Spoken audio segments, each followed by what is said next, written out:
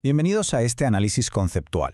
Hoy vamos a sumergirnos en una de las distinciones más fundamentales del derecho constitucional, la tensión que existe entre el poder que crea el Estado y los poderes que gobiernan dentro de él. Una dinámica clave entre el creador y su creación. Esta pregunta, que parece sencilla, es en realidad el eje sobre el que va a girar todo nuestro análisis. Comprender la diferencia entre fundar un orden jurídico-político y actuar dentro de ese orden es sencillamente la clave para entender la esencia del Estado de Derecho moderno. Para abordar esta cuestión de una manera ordenada, he estructurado nuestra sesión en 5 puntos clave. Empezaremos por el origen mismo del poder. Luego definiremos con rigor los conceptos de poder constituyente y constituido. Exploraremos su fundamento, tanto en la doctrina como en la ley. Veremos qué papel juega la jurisprudencia en todo esto. Y finalmente, llegaremos a una conclusión sobre la idea del poder limitado. Comencemos, pues, por el principio, el origen. Para responder a la pregunta de quién crea la Constitución, primero es ineludible preguntarse algo todavía más básico: ¿de dónde emana el poder en un Estado? La respuesta moderna nos lleva a un único punto de partida: la soberanía. Y aquí encontramos el primer pilar conceptual. El poder soberano, la autoridad última, reside en el pueblo. Es de esa voluntad colectiva de donde nace un poder que es primario, es fundacional. Y su misión no es otra que la de dar forma al Estado a través de su norma fundamental, que es, por supuesto, la Constitución. Muy bien. Una vez sentado este principio, podemos adentrarnos en la distinción conceptual que es el núcleo de nuestra clase de hoy, la diferencia entre el poder que funda y el poder que funciona. El creador frente a lo creado. Fijaos, porque la dicotomía es total. Por un lado tenemos al poder constituyente. Es la fuerza primigenia, es originario, supremo. Su naturaleza es extraordinaria, porque actúa en momentos fundacionales. Y lo más importante, en su origen es ilimitado, porque no hay una norma superior a él. Él es la fuente de la norma. Y en el otro lado, su criatura, el poder constituido. Este ya no es originario, sino delegado. No es supremo, sino limitado. Y su función es ordinaria, la del día a día del gobierno. Su existencia y sus límites los marca precisamente la Constitución.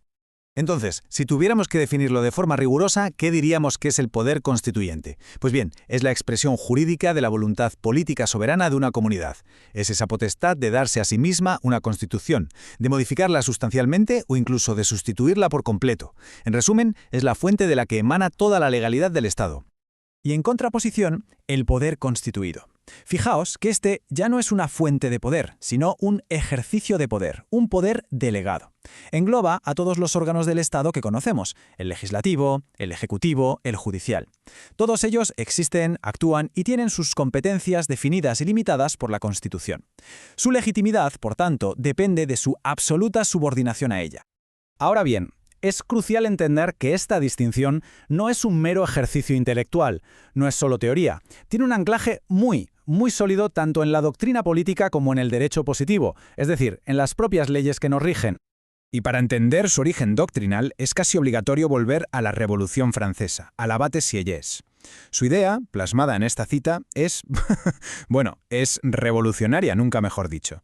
Lo que nos dice es que la nación, como depositaria del poder constituyente, preexiste a cualquier ley. Su voluntad no se somete a la legalidad porque su voluntad es la legalidad misma. Es la fuente de todo. Esto nos lleva a una conclusión lógica y fundamental. Si el poder constituyente es la afirmación de la soberanía, ¿cuál es entonces la función del derecho constitucional? Pues como apuntaba Sánchez Viamonte, es ser el límite. Su razón de ser es precisamente controlar a los poderes constituidos, limitar al gobierno para proteger las libertades y evitar la tiranía. Y esto no es abstracto, lo vemos plasmado en las constituciones reales. Miremos, por ejemplo, la de Guatemala. Es un caso de estudio fantástico. El artículo 141 establece el principio: la soberanía radica en el pueblo, que la delega. Pero lo interesante es cómo la propia Constitución distingue. Para reformas ordinarias, el artículo 280 establece un procedimiento para el poder constituido, el Congreso. Pero atención, para reformar los artículos pétreos, el núcleo duro de la Constitución, el artículo 278 exige convocar un poder distinto, superior, una Asamblea Nacional Constituyente. Es el reconocimiento explícito de que hay un poder para gobernar y otro, diferente, para crear. Con esto llegamos a un punto clave. ¿Quién vigila que esta jerarquía se cumpla? ¿Quién es el árbitro que garantiza que los poderes constituidos no invadan el terreno del poder constituyente? Aquí es donde entra en juego la jurisprudencia. El concepto central aquí es el de la supremacía constitucional. Es la piedra angular de todo el sistema. ¿Qué significa? Pues algo muy simple en apariencia, pero con unas implicaciones enormes. Nada ni nadie está por encima de la Constitución. Ni una ley, ni un decreto, ni una sentencia. La Constitución es la norma suprema. Y fíjense en esta sentencia de la Corte de Constitucionalidad de Guatemala, porque es de una claridad meridiana. Lo que nos dice el tribunal es que cuando un poder constituido, como el Congreso, intenta modificar la Constitución por fuera de los mecanismos previstos, está cometiendo una especie de pecado original jurídico. Se está poniendo a la misma altura que su creador, el poder constituyente. Está usurpando una función que sencillamente no le corresponde, y eso es, por definición, un acto inconstitucional. Bien, todo esto nos conduce a la conclusión de nuestro análisis, donde podemos ya sintetizar por qué esta distinción es tan absolutamente vital para la propia arquitectura del Estado de Derecho. La lógica, si la desgranamos, sigue una secuencia impecable, casi como una cascada de legitimidad. Primero, el pueblo, en ejercicio de su poder constituyente, crea la Constitución. Segundo, esa Constitución da vida a los poderes constituidos, al gobierno, pero al mismo tiempo, y esto es crucial, los limita. Tercero, esos poderes constituidos gobiernan, pero siempre dentro del marco y bajo el mandato de la Constitución. Y cuarto, la Constitución se mantiene en la cúspide como norma suprema de todo el ordenamiento. Por lo tanto, y quiero que esto quede muy claro, esta subordinación no es un detalle técnico para juristas, no, es la garantía fundamental contra la arbitrariedad, es el diseño institucional pensado para impedir que el poder se desboque, para asegurar que los gobernantes nunca olviden que su autoridad es delegada y que deben responder, en última instancia, a la voluntad soberana que les dio origen.